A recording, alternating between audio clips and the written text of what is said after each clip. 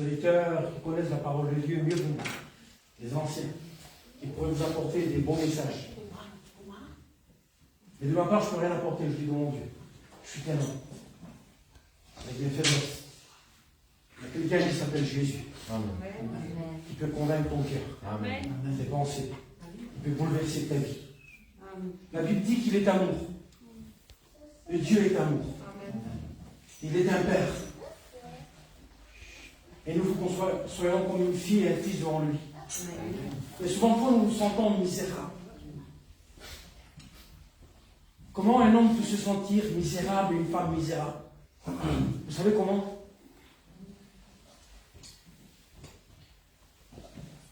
À cause du péché. Parce que le péché nous fait éloigner.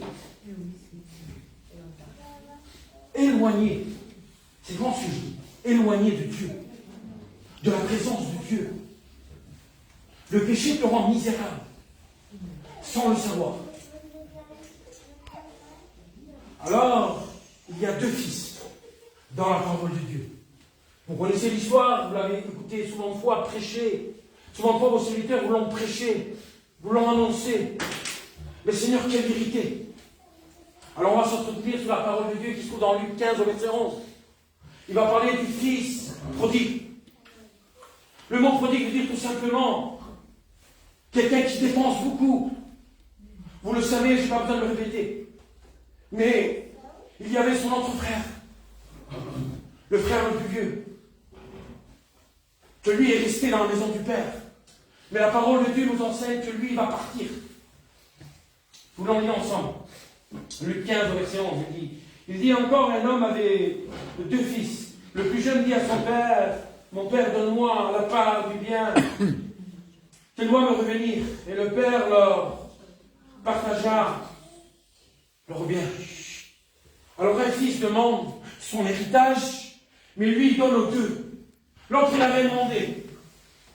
Mais lui, tellement qu'il a de l'amour pour ses enfants, il donne à l'un, il donne à l'autre. Alléluia. Alors ce message a deux portées. Alléluia. Il a une portée sur le chrétien, mais il a une portée sur le rétrograde. Celui qui a quitté la maison de Dieu. Celui qui est parti, qui l'a dérouté. À cause de sa misère, parce qu'il a eu une vision autre que la vision de la parole de Dieu. Il s'appelle Satan, l'ennemi, le diable. C'est le péché. Le péché se trouvait en lui. Il n'était pas dans le royaume, il était dans Satan, le péché. Alléluia. Vous savez pourquoi? Parce qu'il a désobéi. Alors il est en train d'attirer vers lui le troupeau. Pas le troupeau qui lui appartient, mais il a attiré le troupeau qui est en Dieu. Il a juré la perte de l'homme et de la femme. C'est son rôle à lui de nous perdre. Mais la parole de Dieu va dire une parole magnifique, extraordinaire. Et là, je voyais l'amour de Dieu. Seigneur, comment tu peux aimer un pécheur? Seigneur, comment tu peux avoir tant de compassion pour quelqu'un qui est dans le péché? Et c'était notre cas à nous.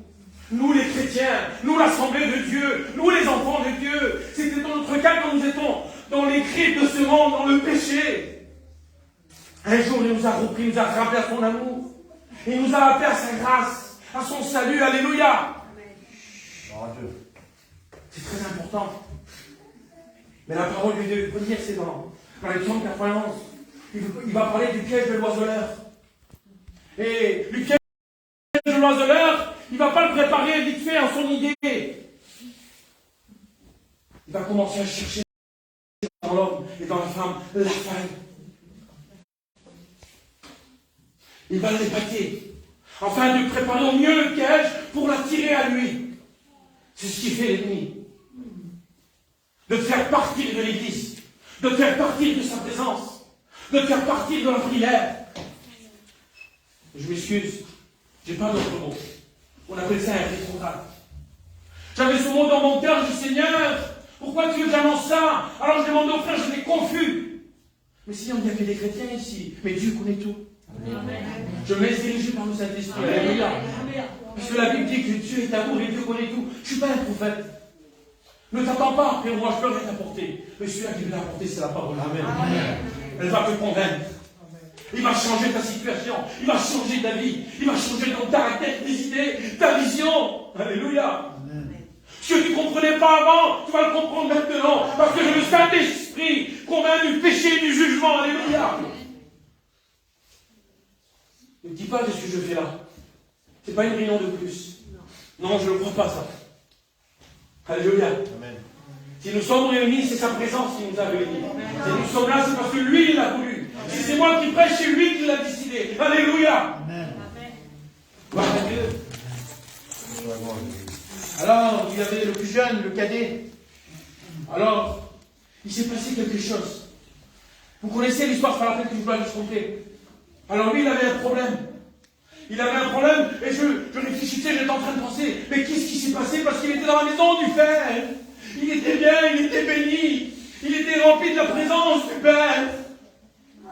Il a demandé son héritage. Comment tu peux demander un héritage? Parce que l'héritage, dans cette époque-là, à l'époque des Hébreux, à l'époque des Juifs, il fallait que le Père décède ensuite, et c'est logique. On obtient l'héritage du Père. Je disais hier aux frères, on rigolait, mais c'est une vérité. On aime bien quand Dieu nous bénit. On aime bien quand Dieu nous ouvre des portes. On aime bien quand on voit la main de Dieu agir. Seigneur, qu'il est merveilleux, on a écouté le frère, quand le Seigneur intervient à travers une maladie. Il bénit, oui. Lui, quand il passait de ville en village, Jésus guérissait. Parce qu'il est le docteur et qu'il a, il déclare, alléluia. C'est la vérité. Alors, des fois, il y a des épreuves pour trouver Dieu. Dieu se sert de l'épreuve, je l'ai prêché l'autre jour. Il n'est pas l'auteur de la maladie. Dieu n'importe pas la maladie. Mais Dieu se sert de l'épreuve. Alléluia. C'est dans son amour. Quand tu cries à son nom. Mais si tu ne cries pas, il ne va rien passer. Je m'excuse. Si tu restes dans ton état, il ne va rien passer.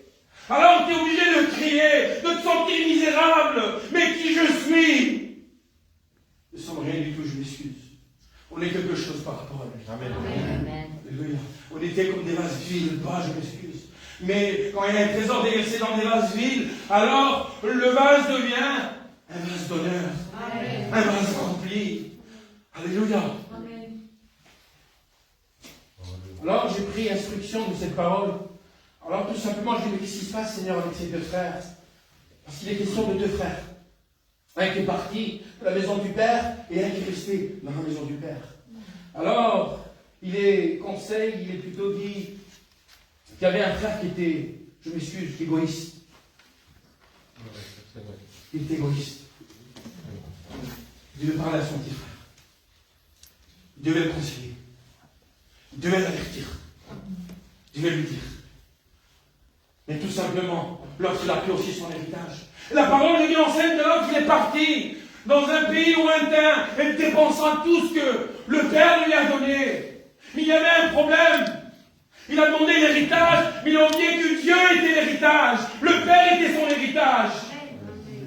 Notre héritage à nous, c'est le royaume des cieux. Alléluia. C'est pas la bénédiction, je m'excuse, non. Elle n'est pas la bénédiction. C'est une faveur accordée. Alléluia.